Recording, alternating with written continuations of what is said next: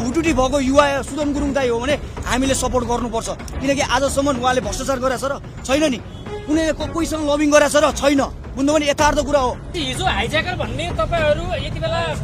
नबुझेर चाहिँ हाइज्याकर भन्नु भएको छ है यस्तो हो के भन्न त यहाँ कसले यहाँ सुन्नु सुन्नु भन्ने यस्तो सुन्नु भने हाइज्याकर भने पानी बाँड्ने भने सबैले भने अरे भन्छन् यहाँ सबै यहाँ अलग अलग ठाउँबाट आएको यी सबै दृष्टिकोणलाई चिर्दै उहाँले काम गर्नुभयो के उहाँले त्यो दृष्टिकोणलाई चिरिसक्नु भयो नयाँ कुराहरू गर्ने हो के उहाँले गरेको जुन काम छ त्यसको हामीले त्यो उहाँलाई त्यो कुरामा सपोर्ट गर्ने नयाँ दृष्टिकोण भयो पेट्रोल बानो यति हो कि सुदन गुरुङले भ्रष्टाचार गर्दैन बुझ्नु पनि सपोर्ट गर्ने त पुरा हजुरले पुरानो कुरा यदि त्यो डेडिकेटेड पात्र कोही हो भने चाहिँ सुदन दाई नै हो के उहाँले गरेको कामहरू आजसम्म इतिहासमा पनि गृह मन्त्रालयको पदमा बसिसकेपछि कुनै पनि गृहमन्त्रीले गरेको थिएनन् होइन उहाँले कामबाट आफूलाई त्यो दृष्टिकोण चिरिसक्नुभयो त्यो दृष्टिकोणमा नजानु के त्यति बेला पनि उहाँ भनेको सबैको भावना समेट्दै राष्ट्रलाई चाहिँ निस्वार्थ रूपमा लाग्नुपर्छ भनेर हिँड्या हो कसले बचायो त देश भन्दा सुदन गुरुङ दाइले नि बचाउने भूमिका खेलेकै हो नि त यो त यथार्थ हो नि त यो जनादेशको सरकार जुन 2 तिहाईको सरकार आयो यसमा मेन भूमिका कसको छ त यो आउनुमा त्यो त सुदन गुरुङ दाइको छ नि त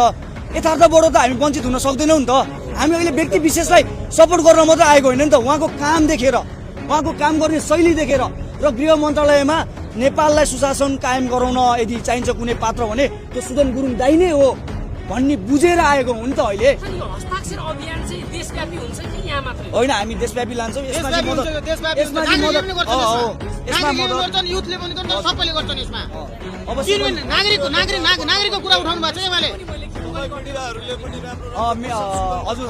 सबैले गर्छ घर घरबाट पनि हुन सक्छ यो राज्यमा पनि तपाईहरुको ठूलो भूमिका हुन्छ तपाईहरु भनेको चौथो अङ्ग हो हैन तर हजुरहरुलाई हामीले सम्मान गर्छौं रेस्पेक्ट गर्छौं गर्नुपर्छ तर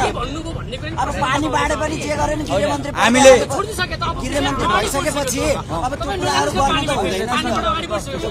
आम जनताले के बुझ्नुपर्छ भने एकछिन है अहिले त क्वेशन सोध्नु नि हजुरले सुदनलाई छोड दिनु के हजुर अहिले हामीलाई हाने जस्तो भयो के फेरि हो सही भाइ तिमीले हामीले पनि पानी बाढे आउँ त होइन सुन्नु एकछिन है एउटा कुरा के सुन्नु भने एकछिन के सुन्नु भने हजुरहरुले पनि त्यसरी सोध्नु न त फेरि यता सुन्नुहोस् न होइन हो ल अब